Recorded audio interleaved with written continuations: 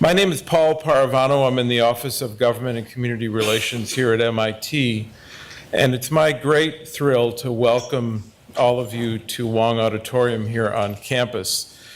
MIT is so pleased to have exactly these kinds of events. The kind of conversation and material we're going to hear tonight is just such an important part of what the MIT community holds dear. So I'm really very honored that the foundation has chosen to have this event at MIT. And I want to say just two quick things before I introduce our next speaker. And that is that I was very fortunate to be on the board of the Cambridge Community Foundation for about 10 years. And you know, the foundation now is led by our next speaker, Geeta Pradhan, who really has rung a bell for us all about what the foundation can and should be.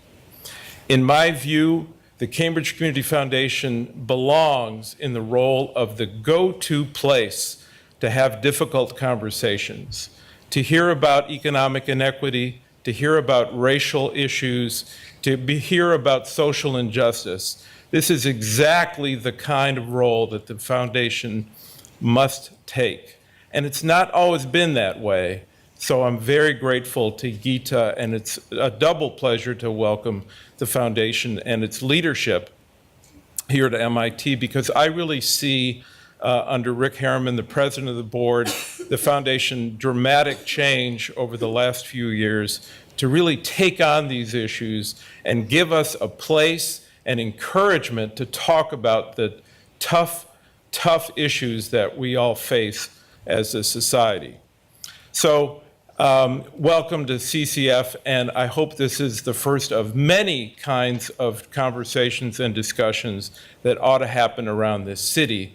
And a special thank you to Geeta, who you're going to hear from shortly, for her leadership in bringing about this important kind of change. So about tonight's topic, nothing really is more critical to who we are at MIT. I probably don't need to remind you that 43% of MIT's faculty are foreign-born.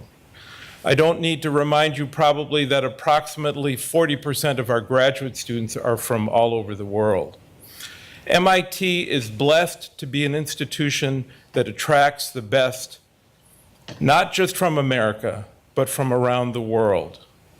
President Reif was telling me recently, or actually he was talking about this at a meeting, and I heard him talk about a visit to China that he made, where Chinese technology leaders were telling him that the big difference between the United States and China is that China is very homogenous, but in the United States, we welcome the very smartest people from all over the world. What made this country so great? What made it so desirable for people to be here? What made us so strong as a country, I think, has a lot to do with the fact that we were open and willing to take the smartest people who wanted to come here to improve their lives. That's so much of what goes on here at MIT. It's the kind of city that Cambridge is, and it's the kind of country I grew up in, where my parents came to this country just 2 or 3 years before I was born. So please think about that as you listen to tonight's conversation. I want this to be an open and honest conversation because there is so much rhetoric and false accusations that are going around the news these days that it's important to have a night when we can talk about facts, we can present data, and think about these issues in a very serious way. The last mention I want to make of an organization in Cambridge that I think does such a great job in preparing families and young people for the limbo that their lives are going to be in. I want to mention Ben Clark, who's here from En route, a fantastic organization. If you don't know much about En route, please learn what you can. Ben, why don't you raise your hand so everybody knows who you are? Maybe everybody does know who you are. But I'm so impressed that in Cambridge, We have organizations like En route that make it possible for young people to learn about college opportunity and to strengthen and support their families so that they too can encourage their young people to go on to study and to do whatever their dreams drive them to do. The last thing I'm going to say to you is imagine if the Red Sox had an America First or Only Americans play on the team, there would be no duck boats this Wednesday driving through Boston. It is because they attract the very best talent. That's how MIT is. That's the kind of world I think we want to live in here in the United States. It's my great pleasure now to introduce to you the Executive Director, Geeta Pridhan of the Cambridge Community Foundation. Welcome, Geeta, to MIT.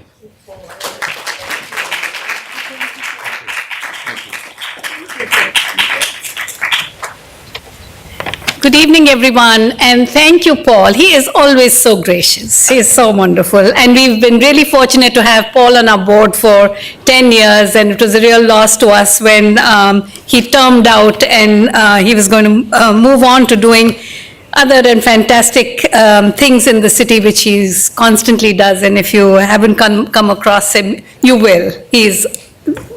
Paul is a huge presence in Cambridge.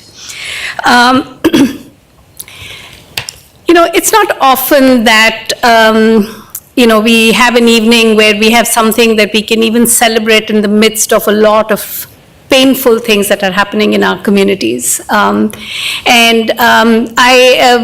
were very fortunate that Mark McGovern, our mayor, who unfortunately cannot be with us today because there are so many conflicts today. There's a city council meeting this evening, there's another event going on, and several things happening.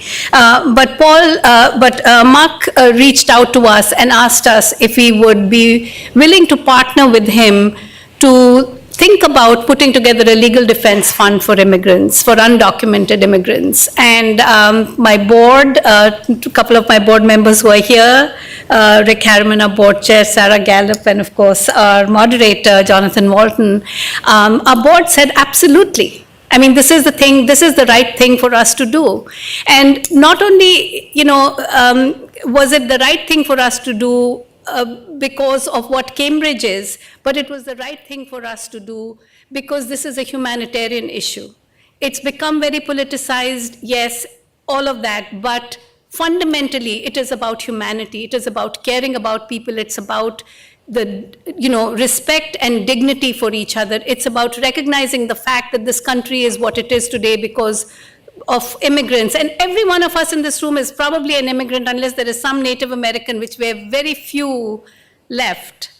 All of us have our roots in immigration. We came here, we found a better life, and it seems sort of unfair that we found a better life and now we're going to deny it to everyone else who comes after us.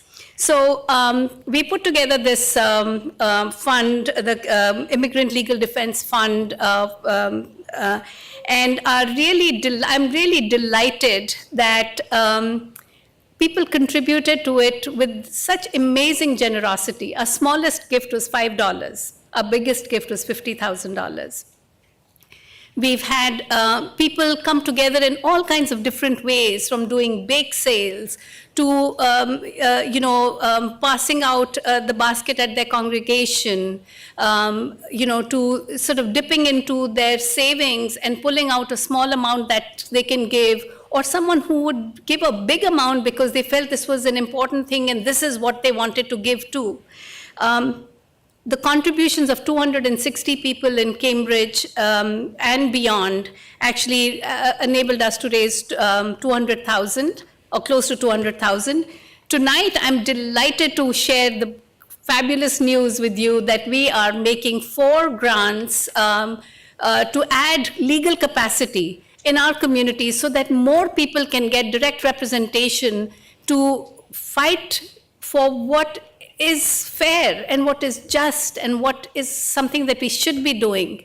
This is a very new thing in our communities. None of us had to fight. I didn't have to fight for staying here, but this is something that is creating a tremendous amount of trauma in the lives of people and fear. fear in schools, fear in places that we would never imagine. Who would ever think that you are afraid to go to your hospital? Who would ever think you're afraid to go, to the immigration office where you've been invited to come to put in your application, or to be walking on the streets, or to be going into Home Depot or any other place? And people are afraid today. And that aspect, is what we are hoping these grants will help fight against. So we are delighted to announce 4 grants to Cambridge Legal Services and Counseling Center, Classic, and John Frio is here from Classic, Greater Boston Legal Services, Irish International Immigrant Center, and the Political Asylum Immigration Representation Project, for a total of $250,000. These are 2-year grants that will provide some level of stability to the organizations. They will allow these organizations to hire lawyers. And I think collectively, our hope is that several hundred people will be helped, and several hundred families, in fact, will be helped because of this process. These organizations are incredible. If you hear the stories, I don't know if anyone had the opportunity to attend the forum that we did on June 26th at the Cambridge Public Library, where some of the lawyers told the stories, their first-hand stories of what they were seeing in the community. You're going to hear some of those stories tonight. We are joined by a fabulous panel. And and I think we hope that we will continue to report out to you what are the results that we are seeing in the community. So, before we go, it's actually $255,000. It's more than $250,000.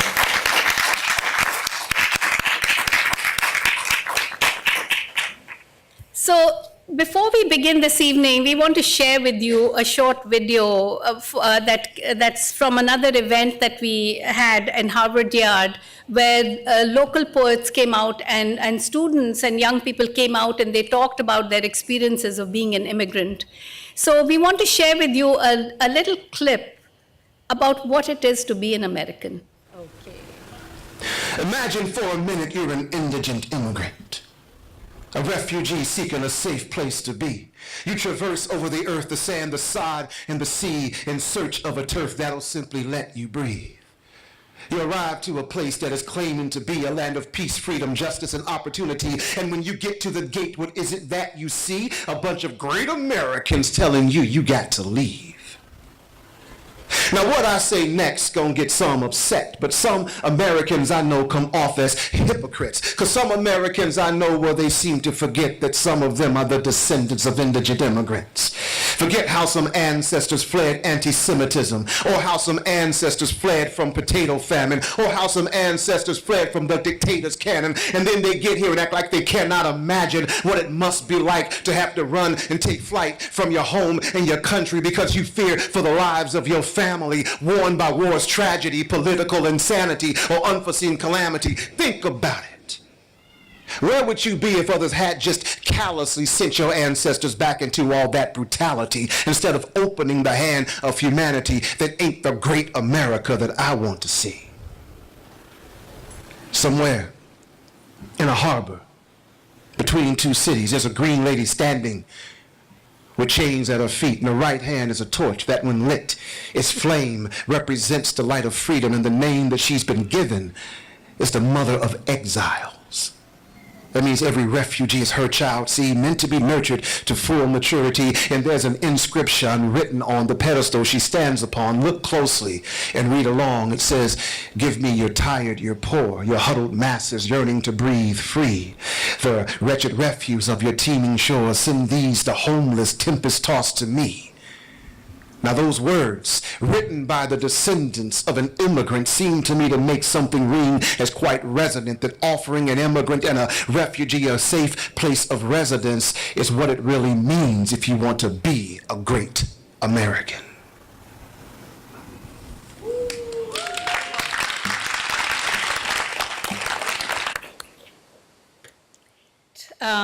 I'd now like to welcome our moderator, Jonathan Walton, who serves as Harvard's Plummer Professor for Christian Morals and Pusey Minister and is on the Cambridge Community Foundation Board of Directors.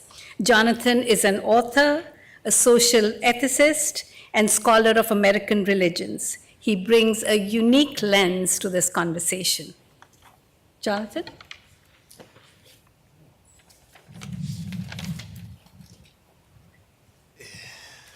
Good evening.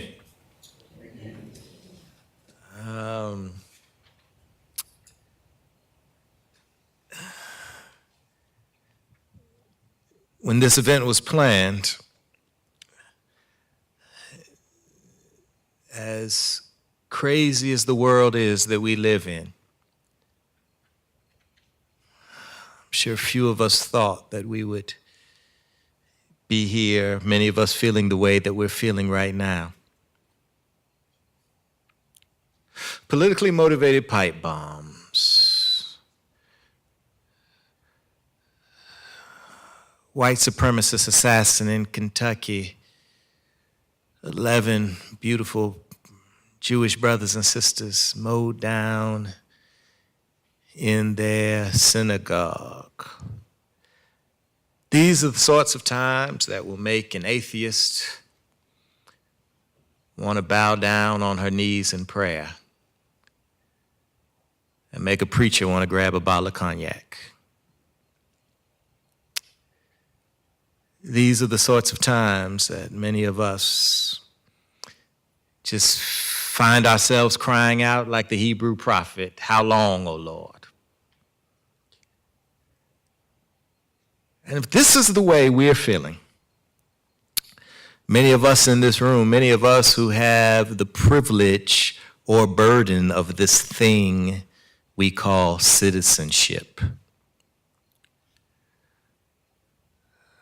for those of us who are in here carrying all sorts of intersecting privileges, if this is the way we're feeling, I think that gives us in itself an entree into what our beautiful young people whose frontal lobes are still connecting and developing, that are living under the sort of trauma on a daily basis just by leaving their homes. And as Sister Gita said, just doing all of the things that we take for granted. This sort of feeling that I want us to sit with for a little while. Hopefully, and as it cultivates and fosters renewed levels of empathy. For that is what we all need. Renewed levels of empathy, dedication, commitment, and most importantly, hope. For this long and weary battle that we find ourselves facing as a nation right now, because this nation is ill. This nation is sick. Rabid, unbridled bigotry and anti-Semitism, xenophobia, these are all mere symptoms of a society that since its inception has been guided and driven and framed by a market-driven morality and a winner-take-all philosophy. And yet, despite our best efforts in tearing this society asunder, there's always been a critical minority, a critical mass of people that kept the embers of hope alive, that we would all be able to appeal to our better angels, and that we can commit ourselves to causes bigger than ourselves, and we can actually see the spark of divine in one another. And by doing so, we've been able to put this nation on a path of incremental progress, sometimes 2 steps forward, 3 steps back. But it's that commitment that we have to stand for today. And why we're here is, Sister Gita said, that this is easy to politicize. this. And quite often at the Memorial Church, where I occasionally deliver sermons, I'll hear from people, they'll say to me, Brother Ben, they say, I don't like it when you get political. Right?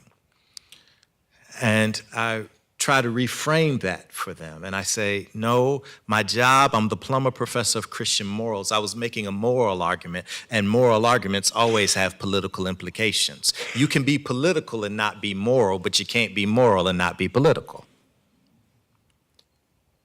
What we want to talk about tonight, we want to frame this from a moral posture and a moral perspective, understanding that there are political implications that flow from it.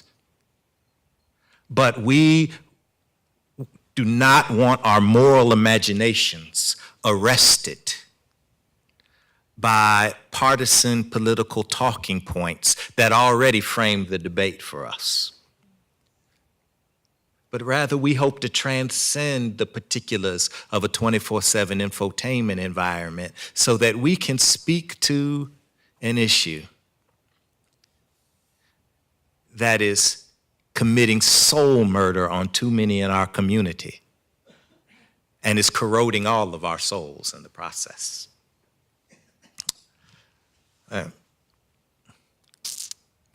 So in terms of the introductions that we are going to do tonight, we have them in the bio, or I was told, so I don't need to do introductions, but what we want to do is we want to go down the panel right now, right? With that kind of framing, in that kind of way, we are going to think about, and we're going to talk our first go-round. We're going to take about 2 minutes apiece, and we're just going to say how we're thinking about this ethically, how we're thinking about this morally, how we're thinking about this scientifically. All right. And then we're going to make a second go-around right before we engage everybody in this room, because we also want to leave. Not only do we want better ways to think about this to unleash our moral imaginations, right, for the debates and conversations that we're in every day, but then we also want some practical tips and guidance in terms of the things that we can actually do, right? Because as the Talmud teaches, we can't be overcome by the enormity of evil. Therefore, we must do justly now. We must love mercy in this moment. We must walk humbly today. And we want to be equipped to do that where it's not just rhetoric when we leave this place. So, Brother Smith. Yes, sir. It's on you, my friend. All right. All right. Thank you. Wow. Good evening, everyone. It's hard to follow someone like him, right? My name is Smith Guillaume LaMotte. I usually preface by saying that Smith is my first name. It's an inside joke because Smith is my first name, but I believe Paul and Reggie in the poem and Paul in the introduction really speak volume on what I wanted to share with you all tonight. I'm originally from Haiti, by way of Brooklyn, New York. Been here many, many years. Yet part of my identity will always remain that I am Haitian or Haitian American or just a human being. Having been here through the 80s till now, by God's grace, by my mom's wise decision, I have also witnessed a lot of issues. By the way, I laugh at the notion of 2 minutes on 3 minutes because, again, I'm Haitian. Saying hello could take 3 minutes or 10 minutes, but I'll try to keep it very short. Recently, someone from the current cabinet made reference from the Bible in terms of strangers or immigrant.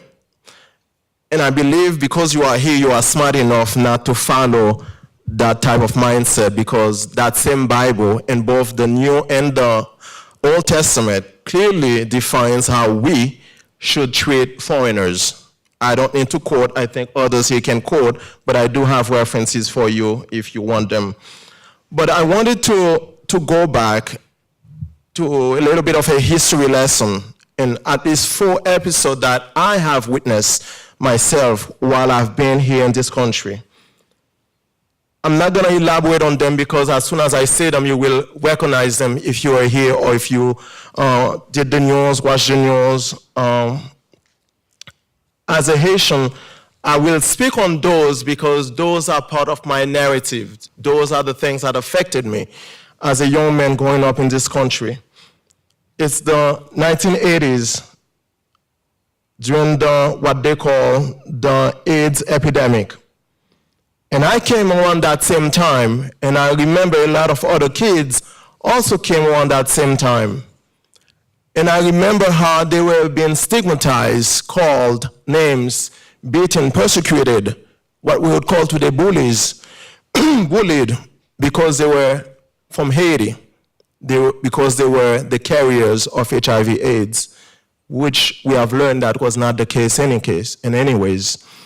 But what came along with that are these young kids who came during that period. Quickly, they did not want to be identified as being Haitians. They couldn't even speak English, mind you, but they wanted to be anything but Haitian. Think about that young mind, as you referred to. Think about that self-hate, not wanting to identify with who you are. And again, in the 1990s, with Jean-Bertrand Aristide leaving, we see that same influx of Haitians coming here, but here was the policy at the time. If you are from Cuba, you made it to the shores of the United States, you could stay. Young Haitians, mothers and fathers fleeing their situation back home, had to be sent back, or the young kids were sent to Guantanamo Bay. And I can tell you a lot of them were exposed to things that young folks should not have been exposed to. But beyond that, let's look at the policies, right? It's hard to talk about moral without being politic. I wonder, is it because of the color of their skin? Because Cubans tend to be of a lighter shade, right? Talk about colorism. But this was the situation. But what was the policy that made these folks come here? And this is something we should always think about. There are policies in place that made folks flee their homes, their home countries, to seek life, to seek a piece of bread, to seek a better life for their loved ones. So think about policies that our government are putting in place, right, to make these things happen, to make people flee their homes. I want to talk about the earthquake, 2010. Haitians have been traumatized. Whether they express it in words, I know firsthand that a lot of time the young kids did not express it in words. In fact, those who were involved in mental health couldn't even find a term for it, right? They were using trauma, and then someone did some research, some work in Haiti. They say shock, right? Go shock, a shock to your system. But here's the situation. You find folks coming in who have been traumatized, and some of them will be scarred for life. They are brought here. Oh, come, we have temporary protective status for you. Those kids were here, we have DACA for you. Now we have a president who said, guess what? This is what your country is. And you heard in the news, I don't need to repeat it. You hear that this temporary status, Boynton, I know, some will argue that, well, it was a protective status. True, but this was a protective status. That was not the first time it was in place. It was put in place for folks, for countries who were going through exactly the same situations that Haiti was going through. See, when it's fair for them, they use Haiti. Oh, Haiti is fine now, people can go back home. But yet, when they want to stop progress, they say, Haiti is not good, therefore let's send the UN. Again, we're talking about policy. So when we think about the flight, the situation of the immigrants, yeah, some of them come just purely for better opportunities. Why not? Again, we allude to the fact the other immigrants came for the same reasons, but some of them are truly leaving their homes, their countries, because the situation is atrocious and they want a better life. I will leave it here for now. I'll take questions. Were you going to ask questions? Yeah, I was going to ask a question. Well, I was actually going to push the sister Renee, because I thought that was actually a great place in talking about some of the things that they're leaving. I'm sorry. In talking about some of the things they're leaving, the kind of impact that it has on young minds. I actually wanted to push to Sister, Renee now, if possible. Good evening, I'm Renee Boynton, Jarrett. It's wonderful to see everyone this evening, following the remarks of Gita and Jonathan and Smith. I think our time tonight was aptly titled, Lives in Limbo.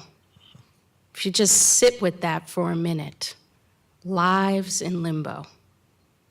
So let's just think about a child, an infant, toddler, young child, separated from a parent, right at the time that they're forming that critical attachment, that critical bond, that really sets the foundation for their future relationships.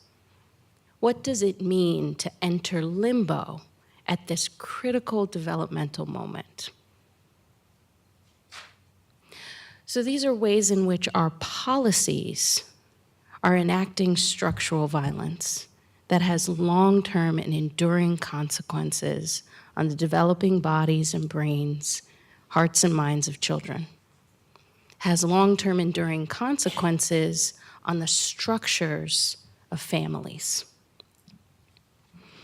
When we think about what it takes for people to grow and to be healthy and to thrive, safe, supportive, reliable relationships that you can count on with your primary caregiver are essential, fundamental, and not replaceable by any form of medication, therapy, programmatic strategy. So the separation of parents from children with no explanation, an indeterminate length of time, and no transition plan is critically damaging and harmful. It's toxic. It's an absolutely toxic policy that enacts structural violence. But let's expand beyond that, because the separations, as horrific as they were, are the tip of the iceberg. So think about everything else that we are not seeing. That flagrant degree of harm to children. Think about what's underneath the water. So think about the lives in limbo, who for years, children are waiting for parents who are separated from them, waiting through complex immigration proceedings, complex deportation proceedings, complex separations from grandparents, extended family, and loved ones. What does that do to your sense of security, safety, fundamental relationships, your ability to learn and thrive and achieve your life chances? What does that do to communities who have faced toxic levels of chronic separations over time? Whether it's due to unfair wages, unfair work conditions, the list goes on, and we see ways in which our policies and structures take those who are most vulnerable at the margins of society and enact violence against those. So when we think about the challenges that immigrant families and communities are facing, we have to begin to look at this as a public health phenomenon. We have to look at the trauma that is caused by our policies as a phenomenon that is going to disproportionately affect those most vulnerable in our society. Thank you, Sister Renee. Sister Dia, I was wondering if you could actually speak about, in terms of as a psychologist, I know you've seen both short and long-term effects of this sort of trauma on young minds. I was wondering if you could. Yes, thank you. Can everyone hear me? I'm Anna Kalevala. I'm a psychologist, and I work at the Victims of Violence program, which is a specialty clinic in the Department of Psychiatry at Cambridge Hospital. And I want to talk a little bit today about what we have been seeing at the clinic as people have come in for care, and to speak specifically to the word trauma, which has come to mean has received so much more attention, I would say, in the last few years than it ever has. The word trauma, as many of you may know, originated in Greek. It means wound or injury. And at the Victims of Violence program, we see the wounds and the separation and how they affect vulnerable immigrants.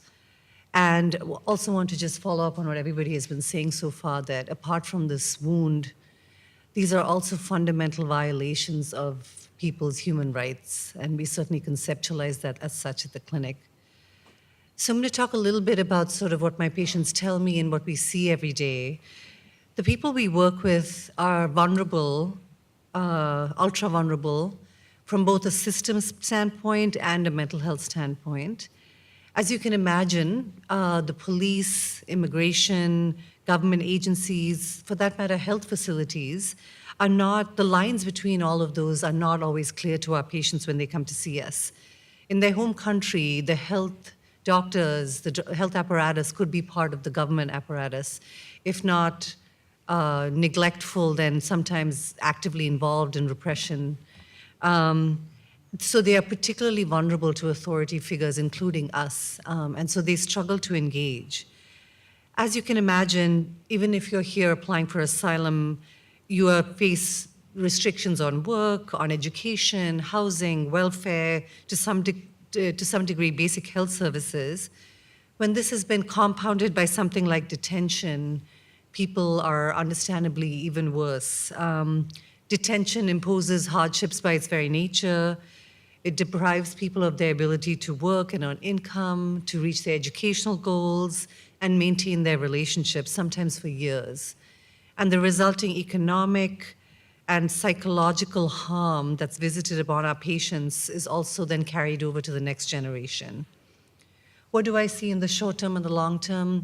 In the short term, what we see are people with terrible intrusion, nightmares, feeling like they're reliving the worst day of their lives over and over again, anger, reactivity, and just pure abject fear. As time goes on, people report a persistent sadness, what they call resignation, hopelessness, just this continued limbo that you had referred to, which is particularly harmful to mental health. Some of you may have seen the reports from Sweden and other countries in the US where you see children who have been in asylum limbo for years, which they call the resignation syndrome. They are medically fine, but look like they're in a coma because of this limbo status. Of course, in detention, the lack of control, the lack of ability to control their fate may very well represent something they went through in their home country. And then I think for parents that we've seen, particularly around separation, they're already burdened by guilt, they're already burdened by fear, and their inability to fulfill their protective role if their child is in custody or provide for them adequately once they're out is really profound. They have profound depression and guilt as a consequence.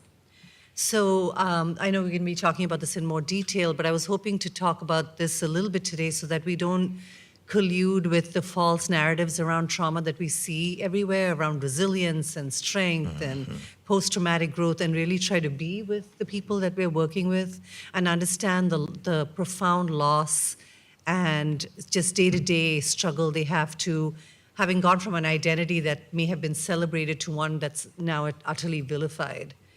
I worked with Muslim and South Asian families after 9/11 who lost a loved one in the towers, who could not understand how they went from being the good immigrants to evil, the personification of evil overnight, while also then dealing with the fact that one of their own family members died in the towers that day.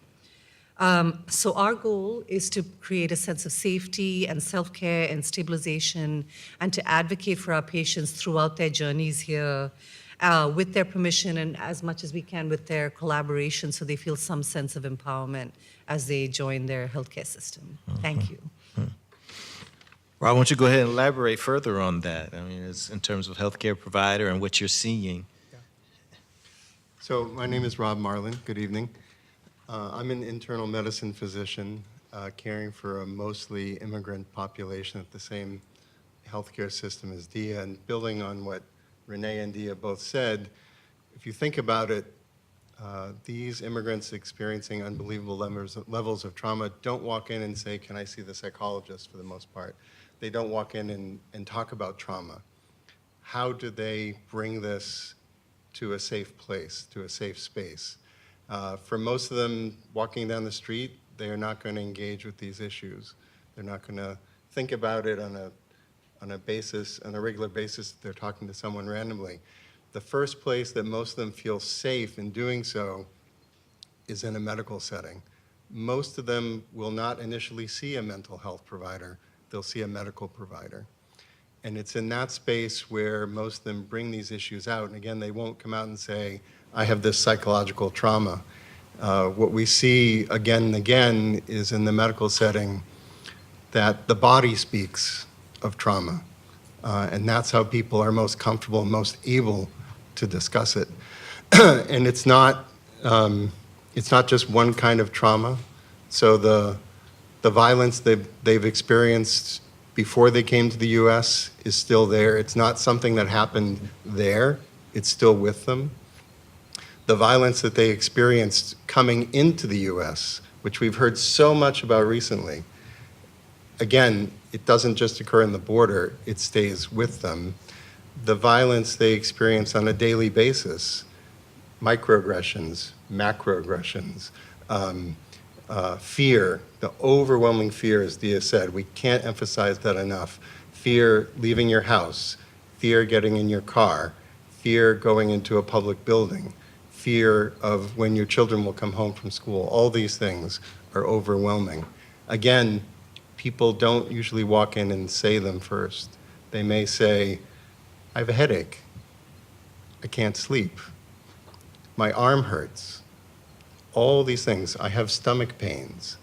And if we don't take the time to speak with them in depth to find out who they are, where they're from in every sense, we won't understand what these things mean. Giving them a medication is not enough. You have to really get to know who they are and show that there's a level of trust that they can appreciate. Another level of trauma is from policy, immigration policy, and now immigration policy mixed with healthcare policy. They've always been twins in this country. They're twin stars that rotate around each other, and immigration policy is used to hit people around healthcare issues, and healthcare policy is used to harm people around immigration issues. They hold all these tensions at the same time and usually start by speaking none of them. And for them, healthcare policy is not, or immigration policy is not a remote thing that happens in discussions between people in suits in Congress or at our State House across the river. It's something they live moment to moment. And the way they experience it is that fear. Many of them will get to the point where we can refer them for mental health care, or we can provide mental health care, but we don't call it that because it's foreign to many of them. The idea that someone had something happen to them and that continues to affect them is something many of them at first don't recognize, don't want to recognize. I'm here because I have pain. I'm here because I can't sleep. Treat that. That's what's going on. And our job is to be present, treat what we see, but make people feel comfortable enough so that they can get to the point where they can disclose what's happened to them, what they're feeling, and we can get them to colleagues who can help them. So we'll talk more in the second round about how we can address these issues, but just keep in mind the overwhelming physical strain on someone to bear this kind of trauma on a minute-to-minute basis. Mm-hmm. Michelle, we're going to go ahead and let's start making that pivot now. As somebody who has started organizations, that's worked with unaccompanied migrant youth in Arizona and Massachusetts, tell us in terms of some of the things practically and some of the steps on the ground that you've been involved in and that we could get involved in even. Thank you. My name is Michelle, and I'm an organizer. So already I'm like, we just need to talk about what can we do as I'm sitting here.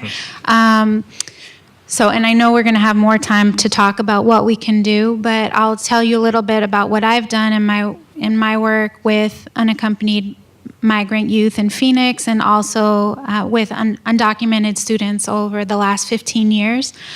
So I started working in an after-school program in East Boston 15 years ago. All of the students that I was working with were undocumented, told me they couldn't go to college. I was like, well, we have to do something about that. So I started the first I worked with the students to start the first undocumented student organization in the state that went on, these young leaders went on to form a statewide organization, which is now called the Student Immigrant Movement.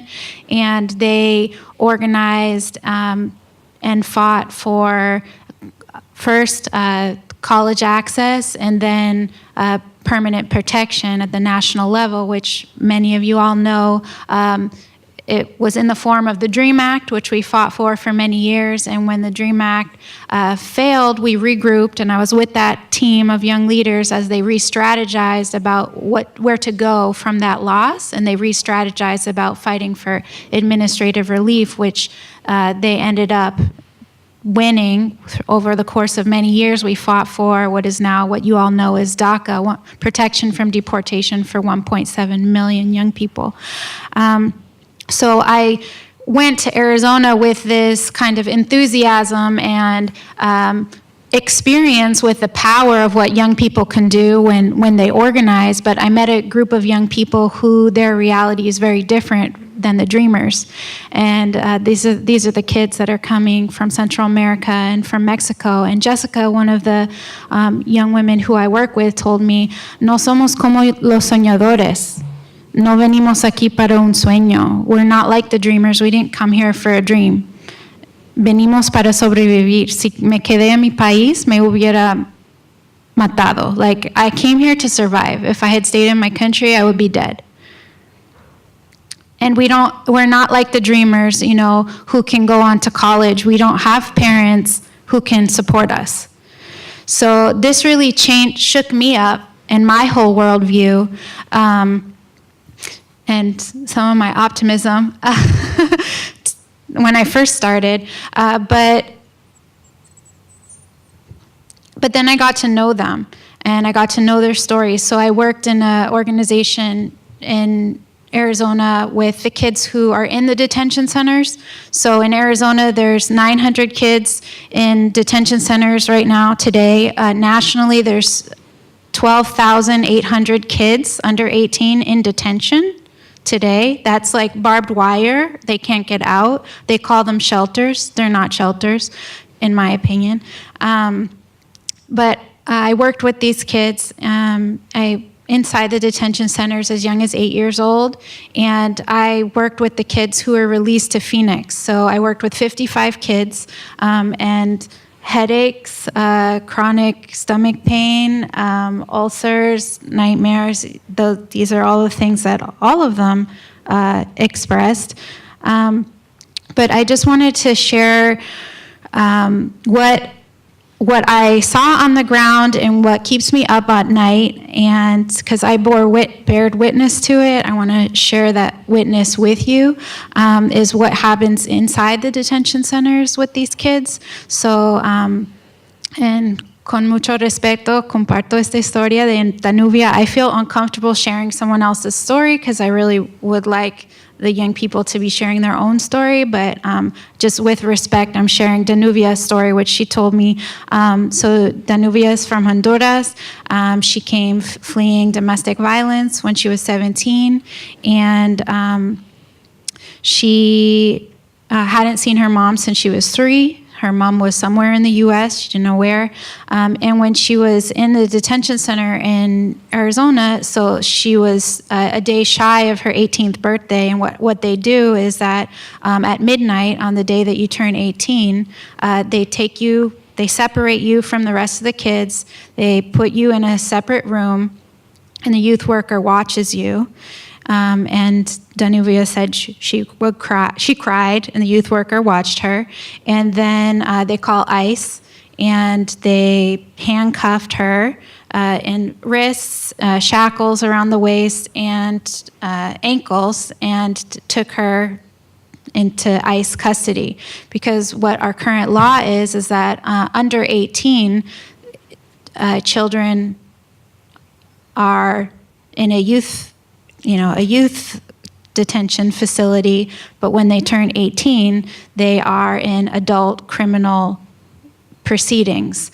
And so she was taken into ICE custody. And this happens every day to kids on their 18th birthday. And what she told me was that it was the worst birthday of her life, which you can kind of, yes. So luckily, she had the lawyers, which is the organization that I work with, that were able to negotiate with ICE to get her out because she had a pending asylum case. But that's not the case anymore. With this new administration, kids that don't have their asylum case approved will be turned over to ICE. And right now I don't know if you all saw this, but right now in South Texas, in Tornillo, Texas, the government has just opened a tent city there's currently 1,600 kids there. They're ages 13 to 17. It's tents in the middle of the desert.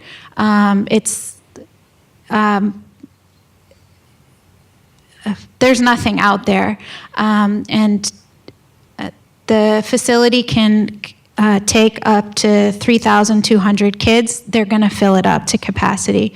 The reason why they're putting these kids there now is because these shelters that they have all over the country are overflowing, not because more kids are coming. Actually, the same number of kids are coming. It's because they're keeping them in there. They're not letting them out because of a new administrative policy that fingerprints any of the sponsors that are stepping forward to get the kids, and they've already detained and deported 40 of the sponsors. So that means undocumented family members who are trying to get these kids out can't get them out.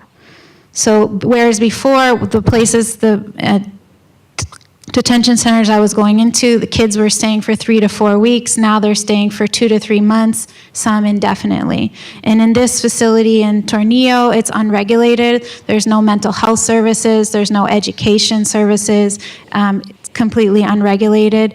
And the kids are not allowed to even, no human contact. They're not allowed to touch, like hug, high five, anything, which is inhumane. And the psychological trauma, is significant. Yeah. So and I want to talk about what we can do about it. Well, one of the questions I wanted to ask actually was, you said with the change of this administration, how you were able to intervene before ICE previously. Right. Where can the legal interventions take place now? I think that's particularly something that the Cambridge Community Foundation is interested in knowing. Yes. So there's two things. One is still in terms of the ending the harm. It still does come down to the pressuring Congress to stop this.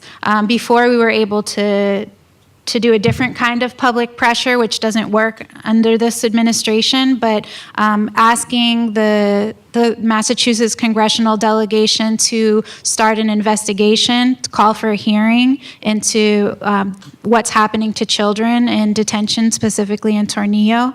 That would be one thing that the the congressional committees can do something about this policy. They can do something to stop the policy that's detaining and not letting the kids out to their family members. That's a new policy, and that's a policy that they could stop so that the kids could get out of detention. They could definitely do something about the length of time that kids are in detention, because there actually is a court ruling, the Flores ruling, for all of you lawyers already know, of course, but the kids are not supposed to be held in detention more than 20 days because the longer kids are in detention, like the worse it is. So these are things that the congressional action And again, I invite you to ask the Massachusetts delegation to investigate. But then also what lawyers can do. Greater Boston Legal Services, they've been an incredible partner in the past that, to fight cases, deportation cases that other people don't want to take on, because a lot of the other legal service providers are like, oh no, we're not going to win. You don't have a case, you don't have a case. Even where I worked, they were telling kids, no, sorry, you don't have a case. I'm like, no, we have to fight this case. This kid is like fleeing violence and have just made his way all the way from Honduras to here. So I really applaud the Cambridge Community Foundation for investing in these organizations who are willing to fight for these kids' cases. I was just at Chelsea High School last week, and they have 400 newcomer kids. That means kids who have been here come in the last 3 years, 400 kids, 80 seniors. And the guidance counselor was telling me that many of the kids work overnight and go to school the next day because they're paying their attorney bills and they're fighting their asylum cases, but they're paying for the attorneys themselves. So I think that supporting attorneys to actually take on cases of unaccompanied minor kids, because they don't have families to help them pay for this. So they're particularly, these kids particularly in need of legal support. Mm-hmm. Okay, all right, great. Listen, what I want to do at this time, we have a microphone.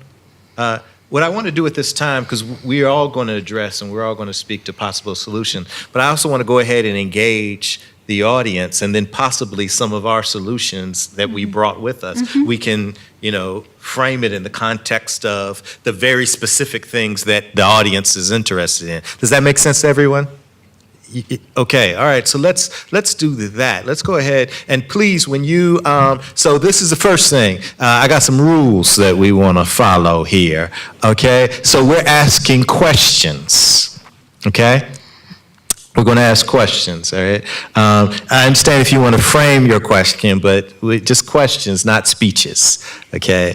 So if we would just respect everybody's time because we have a limited amount of time. So your questions, but also if you would introduce yourself and possibly, introduce yourself and when appropriate, maybe what organization that you may work with and the like. So if you could just do those things. Anyone? Right down for here. Hi, Excuse me. I think I can speak. No, but for the recording, we want. Hi, my name's Spivey Hanks, and I have a question for Michelle. Mm-hmm. When you were saying that families weren't coming forward to take custody of the children in detention, and earlier you had talked about the families being undocumented, and so they were being arrested and transferred to ICE when they came forward. So families can come, it's just that if they're undocumented, they're not coming forward because of the consequences. I mean, is that still possible when the undocumented youth are in detention, that family members can come forward? That's still an option for them to be released from detention. It's just, it's completely unsafe if the members are undocumented, the families are undocumented. Right. Yeah, thank you for asking that clarifying question. So the new policy is to fingerprint any potential sponsors. So the fingerprinting means that if the family members are undocumented, they're not going to be able to get them out. But if kids do have family members that are documented, they can get them out. But the reports that I've heard from attorneys that are working with those kids is even so, it's 2 to 3 months because the fingerprinting process, for some reason, is so delayed that there was even a Catholic Charities attorney has a kid in Tornillo whose father is documented in New York City, and he hasn't been able to get the kid out in 2 months. So yes, they can get out if they have a documented family member, but the reality is a lot of the kids don't have a documented family member to get them out. And there is a legal loophole that institutions are allowed to get a kid out, like to sponsor a kid, like a church or an organization, but you have to have permission from that family. So there's like that was one of my ideas about like, okay, could we help get the kids out somehow? Could we advocate and negotiate? But we'd have to know the name of those kids to help get them out. And then just one quick question. When you said the Texas facility was unregulated, could you say just a little bit more about that? I mean, did they, apply to get a contract from the federal government to operate? And so how do you mean they're unregulated?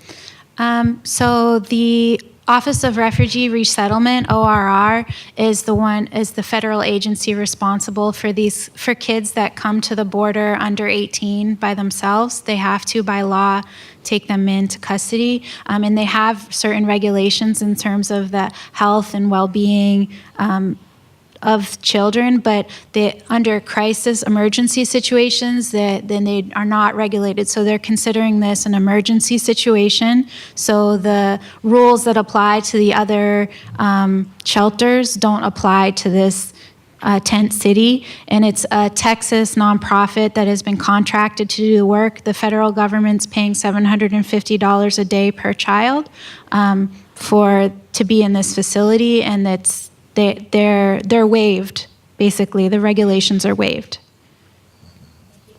And regulations include things like going to school, right? Right. The regulations include going to school, so that it's not an educational program, mental health services, et cetera.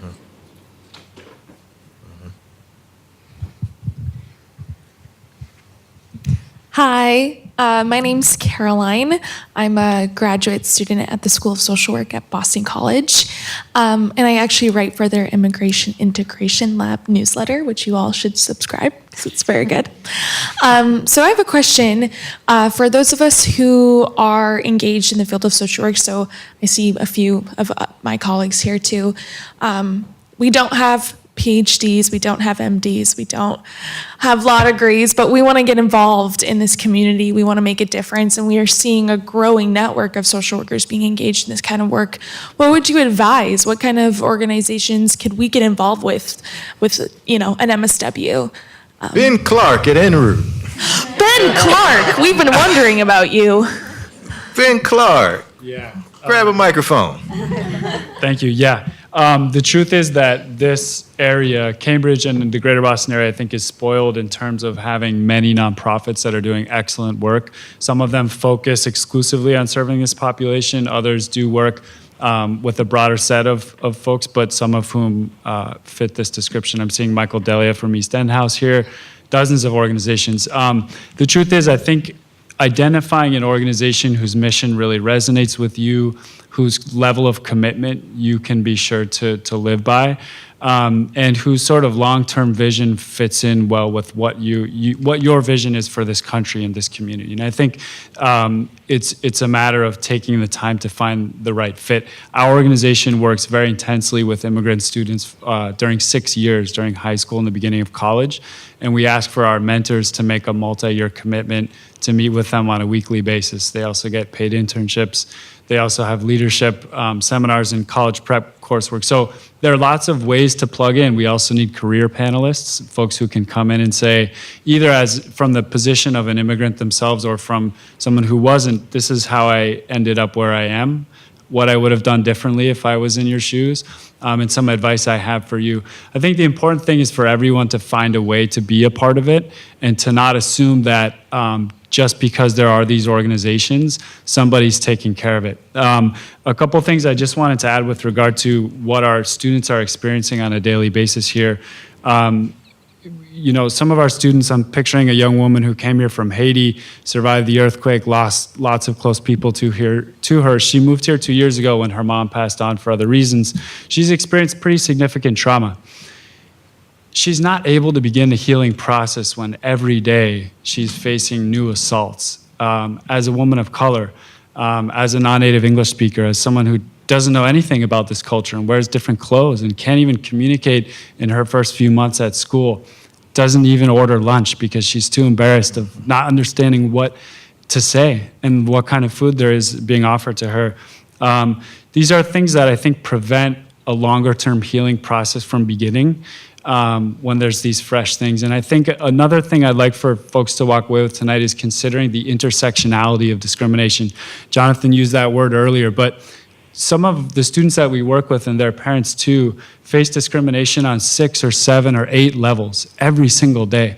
And while it may be lost on folks around them that the little event that they witnessed on the train or at the mall or in the hall was problematic, that's probably one of 10 things that happened that day and that week. And I think it's sort of like filling up their backpack with all these additional weights when they're just trying to figure out what it means to be an adult and who they are. Can I add to that? Did you say you're at BU?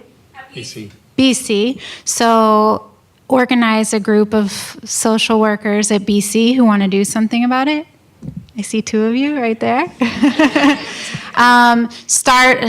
Get the school to start a scholarship fund for undocumented students. Students at Tufts did that. Students at Harvard did that. So just start where you are and start with your peers and start at your own school. Dia, Sure. For those young ladies who would say, "Hey, Yeah. I want to be able to address some of these, short and long-term effects, but I'm not a psychologist," right? Well, you don't have to be. And I can't actually think of a more useful degree in some ways than social work. It's very, it can really be adapted to a lot of different contexts, including the hospital where we have a large training program. I have 2 words to say about that. Get licensed. Use your power. Pick a specialty within social work or psychiatry or medicine that you care about, and then use your voice to do what you can. We do a lot of trainings for social workers who feel like, oh, I'm not an MD, I'm not a PhD. You can start doing asylum evaluations on your own, but you have to be in a position of power, so that people will listen to you. And for that, I can't say how important it is to get licensed. And not feel like you need to be on any level of hierarchy in medicine. Join an organization where there isn't this hierarchy as much as possible between the disciplines. Rob was going to say something. Rob, you were going to say something. Get trained in trauma-informed care. Demand that your program make sure your training in this area is excellent, robust, broad, because it will serve you well with this population and many others. And as Dia said, get licensed. Most people will not seek mental health care from someone with a doctorate. Yeah. They will seek mental health care from someone with a master's degree. So own that, and go out there and provide the care. And if you're a macro student working with an organization, make sure your organization is attending to these kinds of issues. Social work is a pluripotent discipline, and there's so much you can do with it. So it's not just an MSW. It is an MSW. If I can answer to that, it's not just about social work, but I would say anyone who's interested in helping. There are a lot of organizations. One of them is Haitian American United, Inc. Some of the work we do is around social and civic work, but we're also engaged in this TPS issue. We have teamed up with different organizations around the city, and one of them is the Lawyers Committee for Civil Rights and Economic Justice. So we are engaged. We have sued the U.S. government around the TPS, termination of TPS. But in addition to that, we are doing a lot of other work. So I would say to anyone who's interested in helping the immigrant community, especially the immigrants who are in this limbo situation, there are other things you can do just beside being on the front line. For example, you have Haitian American United, Inc. You have Immigrant Family Services, Inc. They don't always do immigration work per se, but what they are engaged in doing is working with youth, after school program, art program, summer school program. So there are a lot of activities that you can be engaged in. And some of these organizations, they do not have the staffing, to be honest. For example, HAU is doing a lot of work. Our board chair, poor guy, he's doing everything. There's no one really that we can pay right now to do some of this work. So he's doing it. So imagine if you have the time, you have the talent, you can go and advocate for someone. You can just go and escort someone to court. Just that. You don't have to even advocate for them per se as a lawyer, but to just be an assistant, to just be a helper, to make that person feel, hey, listen, you're in the struggle, but you are not in it by yourself. That too is helpful. So think about it that way also. Questions?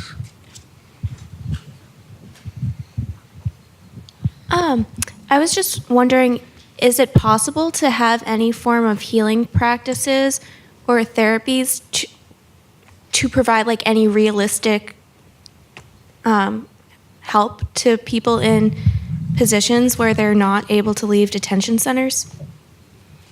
In my opinion, the way that detention centers are run now, no.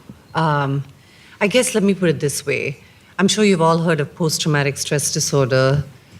There's no post in most of these cases. And as long as they're living in an actively harmful and repressive environment, separated from their parent or caregiver, I do not believe so, no. And I think any efforts to provide them in those coercive contexts would only be cynical efforts by people who are trying to show that they're doing something. But more than anything, I think you were referring to this a little bit, Michelle, these are people for whom the trauma is ongoing. So the word PTSD doesn't even begin to apply in some ways. They're in an acute context. I would just add to that, because I agree with that very strongly, and I think it's a great question. And I would broaden our thinking to think a little bit about what happens to the 5-year-old who doesn't want to go to kindergarten because she's not sure if her mother is going to be there when she gets back home. So for kids who are chronically and on a daily basis facing a sense of lack of safety, of fear, of threat. This is an extension of what we see in detention centers, but actually right in front of all of our faces. Yeah. And so when we ask the question of what we can do, we first have to think of ourselves as just a neighbor, just a citizen, the person you sat down next to on the bus, the person you rode the train with, the person who may be caring for your children, taking care of your yard, doing other things cleaning the building that you live in. We have to begin to start to raise up the humanity and dignity of all of our neighbors. I do want to share an example of what one of the young people who I work with in Arizona, her name's Reina Montoya. She's undocumented, and her dad was in detention for 9 months. And out of the pain that she experienced through that, she's also a dancer. And so she actually wrote a dance piece to express her pain. And that was part of her own personal journey. And out of her healing journey, out of that, she created an organization called Aliento. And now they work with hundreds of families who are affected by the detention system, and they work with kids. And their whole model is using arts and music as a form of healing and transformation. But they do it in community, because her whole philosophy, she's been influenced by Martin Barreau and liberation psychology, that it's not the pathology of the individual. This is the violence happens structurally and the healing happens. The violence happened to a whole group of people and the healing happens in community. Yeah. Could I add just really quickly that part of the movement forward beyond the structural racism and barriers to this is your participation in structures in a different way. Cambridge, interestingly, and I hope this is true of lots of other cities, but we'll just talk about Cambridge, in the last year was really pushed by a group of students in the Black Student Union and others to take some steps forward here and to really put their energies and their money where their mouth is. And it started to some extent with the principal of the high school, Damon Smith, with the district and the leadership of Superintendent Salim, with also our Mayor McGovern and several city councilors, Sumbul Siddiqui specifically. And in both of those big entities in our city, they're launching into very difficult conversations with the community about equity, about racial justice. And they've invited everyone to participate.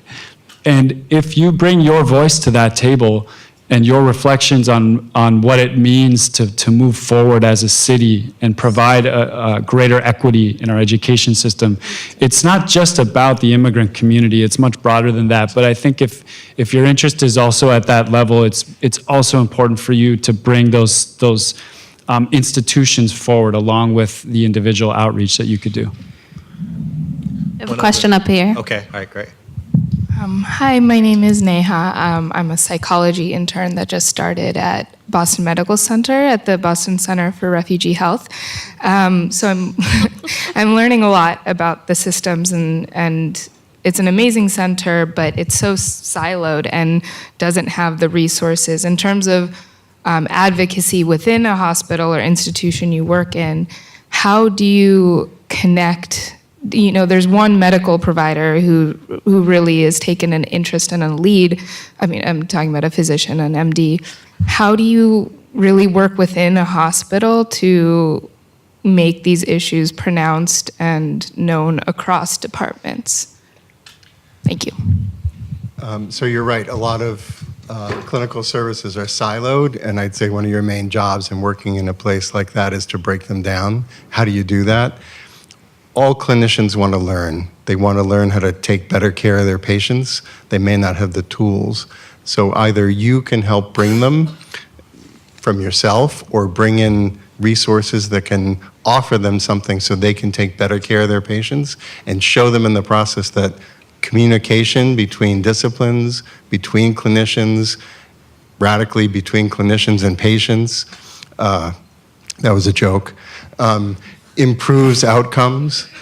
So I think education, communication, those are your main tools when dealing with your clinical colleagues.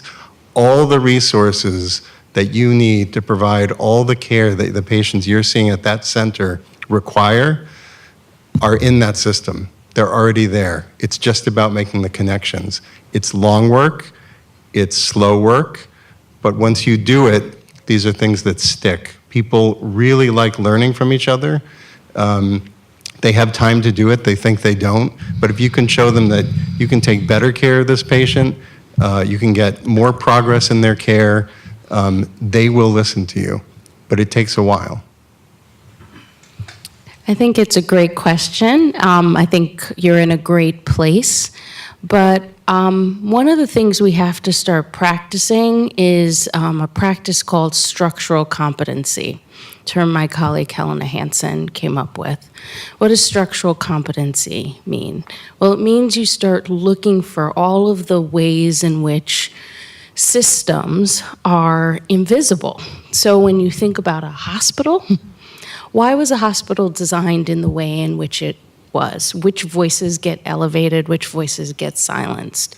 So you have to start thinking about the extent to which within an existing system that may be designed with a certain set of hierarchies, is there truly room for a diversity of voices, for co-leadership, for collaborative forms of leadership? And there are challenges we have to truly address health inequities using the existing systems that are in place right now. So it's something to really interrogate and really think about, because perhaps those closest to the problem are closest to the solution, but even in the midst of the hospital, furthest from the resources and power, right? So how do we reinvert that process so that patients are more empowered to actually design the healing process? So it's a long road ahead of us. Oh, there's a final question, and then we're going to do our final flash round. But our dear sister right here. Hi, my name is Mariana. I'm from rural Oaxaca, Mexico. So there are a lot of Central American immigrants would come over from to my town when I was growing up there. And I think one of the things that I have a challenge conceptualizing as a Mexican and now as a new American is how do we build empathy for people who are invisible, who don't look like the people in power, who live and think and relate in different ways. How do we create empathy so that people become visible? Let me answer that, if I may. What you are seeing here, and she's going to hate me for that because I'm going to put Dr. Renee on the spot. I work with her at Vital Village Network. And honestly, when she asked me to be part of this, I said no. Honestly, I gave her a bunch of names of folks, well-qualified, folks who are in the field, bunch of letters behind their name. You know what she said? I need you to be here. No, I didn't have to come, but I rise up to the challenge. Why? Because I wanted some folks to know of these 4 episodes at the least. Because a lot of times when we see immigrants, we think that, oh well. I think those of us who have the power need to learn to relinquish some of that power. And if you do not do that, they are not going to do it because a lot of times they don't know they have the power to assert themselves. So we have to make an effort in giving them space to tell their own story, their own narrative.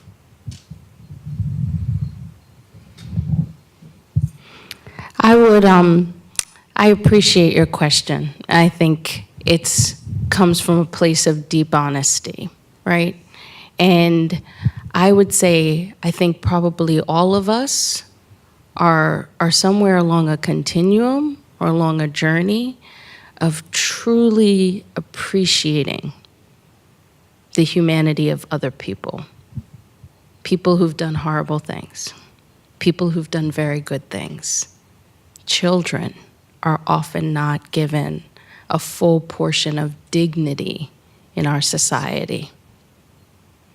So when we think about that, can we truly, even the label of immigrant is a way of differing, othering, separating, reducing someone else. So we have to think about our language, and we have to think about what purpose is that serving? And I do think in many, many ways it begins with each of us as individuals, and our practices of to what extent do we have, kind of an unconditional love for all of the people in our community?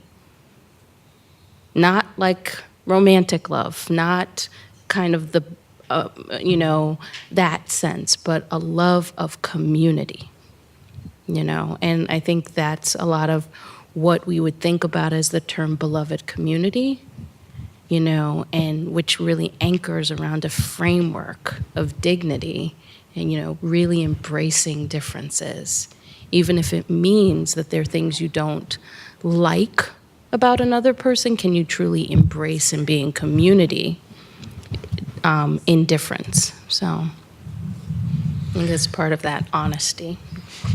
Listen, I would like to ask this of the panel. We start with Ben.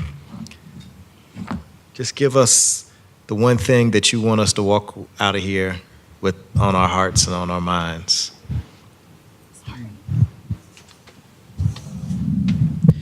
One of our core values at the organization I lead and root is authentic relationships. And it's easy to toss that word around and actually weaken its strength using it inappropriately. So I'll try not to do that. But part of what we do is bring, in reference to the last question too, hundreds of people in the community into each other's lives in a way that is authentic. There is mutual gain. These are multi-year mentorship relationships that are being brokered and fostered through years. And these are individuals who wouldn't otherwise have interacted, and they build an authentic relationship.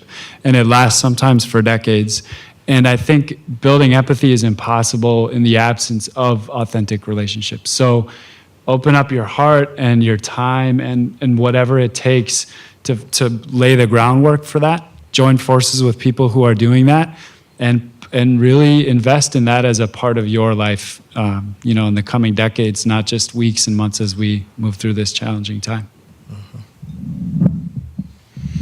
I would like to say that young people, immigrant young people, are not invisible. We just need to listen to them, find them and listen to them. And I'd invite the Cambridge Community Foundation, next event that you have, that we could listen to directly to the voices of those young people. And my final word is, if anyone wants to start a scholarship at Cambridge Ridge in Latin for unaccompanied migrant youth, I would love to talk to you. Anyone interested? Yes. Talk to me after. Scholarship Fund, Cambridge Ridge in Latin. Oh, you got one.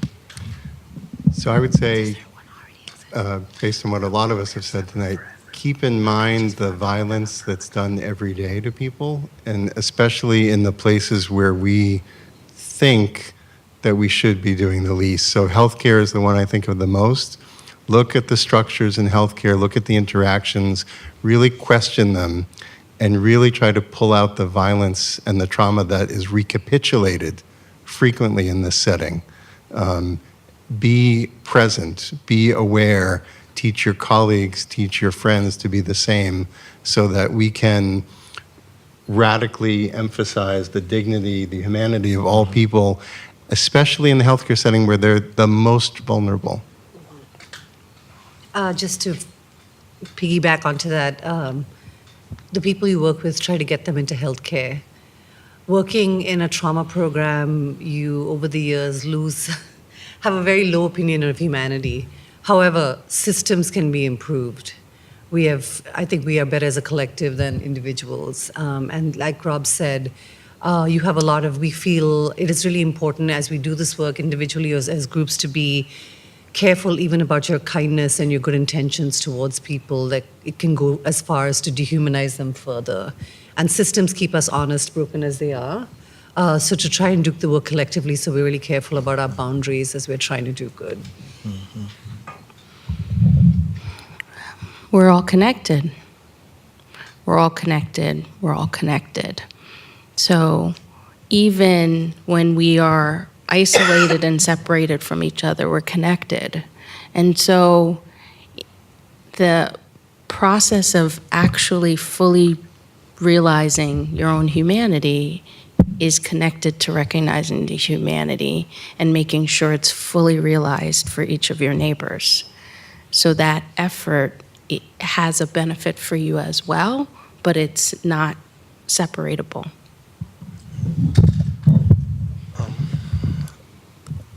I don't know if I would always agree with the notion that immigrants are invisible. We are here, we've been here, we will continue to be here for one reason or another. I think the mass narrative is that pretend you don't see them, even if you don't see them.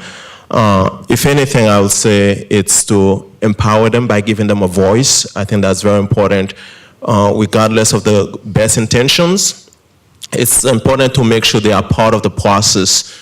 It talks about dignity and respect. It's always good when someone feels that they are helping themselves in the process, even though if they are getting some help. So do that. And also there are organizations, community-based organizations that are doing this work. They may not have all the warrantel. Empower them, give them some resources, whatever it be, whether financial or human resources, help them to do this work because they already have that connection with the community that they are serving. So a couple weeks ago, I read this little short book by Timothy Snyder on tyranny, professor at Yale, 20 Lessons from the 20th Century. And one of the points that he made, Sister Renee, was that we can never underestimate the power of engagement, right? Positive engagement, a look, an affirming look, a smile, right? And the radical work that that does. And that's, I want to encourage this. Y'all probably can tell by my voice, I'm a Southerner by birth, but I'm also a Southerner by choice, right? Because there's a certain way that I occupy the world, which includes, smiling, nodding, high-fiving to everybody I meet. even as sometimes the politics of the region leave a lot to be desired. But it's interesting. One of the things that's interesting to me, and I've experienced this on my own campus, particularly with minoritized students, the number of students who come to me and say something as simple as, you're the first person to actually stop me. You're the first person to actually, every time I walk by you, you smile, right? And I say to them, I get exactly what you're talking about. I've lived in Cambridge for 9 years, and no offense, but y'all some of the coldest folk I know. Your heart and minds are in the right place, right? Hearts and minds are in the right place. Intellectually, we know the right thing, but intuitively and effectively, it's amazing how we will go through fits in order not to have to engage someone face to face who we're walking by on the street. And that is one of the things that I want us. I'm not being Pollyannish. I'm not trying to reduce these larger structural problems to an interpersonal engagement. It's not about that. But it is about, as our dear sister Renee said, we're inextricably linked by a common fabric of humanity and common of destiny. What affects one of us directly affects all of us indirectly. And if we believe that to be true, damn, the least thing we can do is smile at one another. Because we never know who that person is that we're smiling at that particular moment. And that is the exact sort of affirmation that they needed when they got out of bed that morning. All right? And so it's in that spirit that we don't want you to rush out of here. Actually, we got a reception outside, right? We have a reception outside. We have some goodies and wine. All right. We have some goodies outside. And listen. And while we head out that way, go introduce yourself to somebody that you don't know. All right. Shake somebody's hand. All right. Give somebody a high five. If you have OCD, give them like an air fist bump or something. Okay. But as we make our way out to the reception, let's start practicing this affirmation of human dignity. Because if we can't do it to one another, how do we expect to be engaged with those who are most vulnerable, who need it most? All right? All right, thank y'all for coming tonight.